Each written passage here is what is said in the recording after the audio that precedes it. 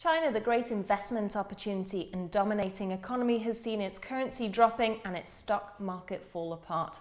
How much should China and the rest of the world panic? With me now is Philip Uglow, MNI Indicator's chief economist, to find out. Well, Philip, looking at your MNI China Business Sentiment report, it looks like it's on the decline, no? The July version of the report certainly did show a fall, and that was mainly due to the fall in the stock market that we saw in July. And that saw the indicator dropping below 50. That means firms are less optimistic about the future. But what we saw in August was a bounce back, quite a noticeable bounce back really. And I think if we discount that July fall and put that down to a knee-jerk reaction to what's going on in the Chinese stock market at that moment, then actually underlying businesses are looking a little bit better than other people think. Particularly, we've seen new orders and production pick up quite sharply in August. And what does Black Monday add to this equation? Over the past few days, we've seen the Shanghai Stock Exchange falling very dramatically. That's mainly been driven by the decision to devalue the yuan. Yes, we've seen that spill over into global markets. And I think they've overreacted slightly to what's going on in China. We've seen the Dow down, the DAX down, the FTSE down. But really, the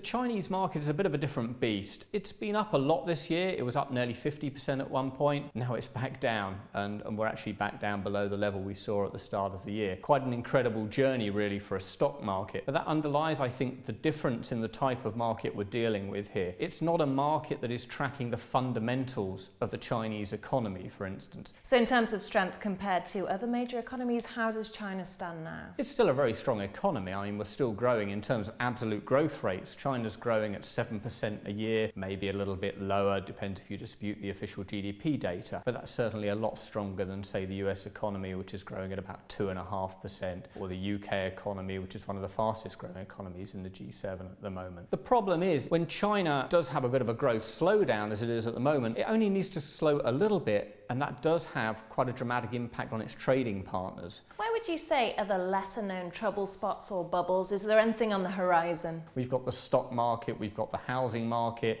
we've got local government debt. Maybe if I turn the question on its head, I would sort of say, well, maybe a bubble that has kind of gone a little bit, or something that's a little bit better in China, is the housing market, and that's something that people haven't been talking about too much. But the data over the last 8 months or so since the start of the year has been a lot better in this area of the economy.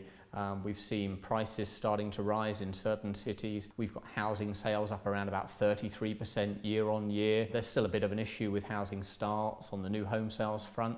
But overall, that's a little pocket of green, if you like, rather than all these other large pockets of red that people are flagging at the moment. How is China impacting global markets? We've had this very sharp fall in the Shanghai stock market and also on the Shenzhen stock market. So it's had this very large knock-on effect to other global equity markets. We've seen the DAX down, as I say, the Dow down, the FTSE down as well. It's off the back of this decision of the authorities to devalue the Chinese currency, the yuan. And that's really had a couple of effects. I think people they're concerned that maybe that devaluation could go further. The other issue is that just by devaluing the currency, that seems to have sent a panic signal around the world.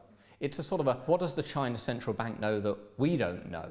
And so that sent markets into a bit of a tailspin. I'm not so sure that anything in the fundamentals of China has really changed very much over the last couple of months. I think there's a lot of concentration on the very negative side, the hard landing in China, and I'm not sure there's anything new that's really come into the picture. From an international perspective, I think some of the panic is also coupled with the fact that, yes, we're seeing China slow down a bit.